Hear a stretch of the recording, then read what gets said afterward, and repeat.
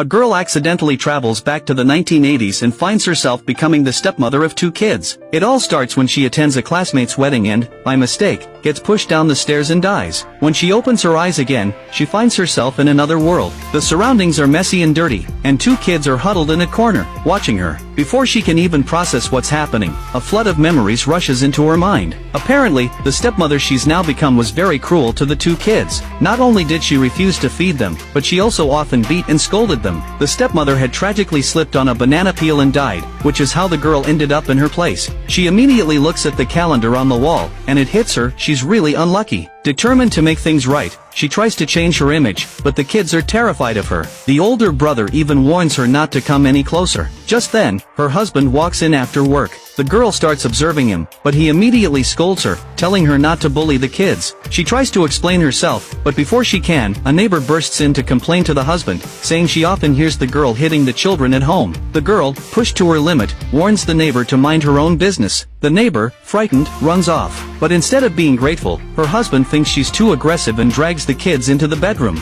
The girl, feeling helpless, decides to start cleaning up the house. Meanwhile, her husband reflects on whether he overreacted earlier. The younger brother starts crying, asking the girl to leave, but the husband comforts him and tells him to be more understanding of her. After finishing the cleaning, the girl starts to fix herself up. At this moment, the husband, having just gotten the kids to sleep, walks out of the room and is taken aback by the girl's sudden change in appearance. The girl asks him how she looks, and he shyly rushes back to the room. Just then, the neighbor arrives again, this time bringing the creditors with her, shouting that the girl owes money and demanding she pay it back. The girl can't deny it, as the stepmother really did borrow money. The creditor threatens to take the kids as payment if the debt isn't settled, and moves to grab them. The girl tries to stop them but is shoved aside. As the creditor reaches for the kids, she steps in front of them without hesitation. This finally makes her husband snap. He kicks the creditor to the ground and starts beating up the group. Afterward, he says he'll pay the debt but orders them not to bother his family anymore. The creditors quickly flee. The neighbor, once again, comes out to criticize the girl and demands that her husband kick her out. But the husband defends the girl, even pointing out that it was the neighbor who led the creditors to their door. The neighbor, fuming, storms off. Once home, the girl apologizes to her husband, but he just goes straight to their bedroom.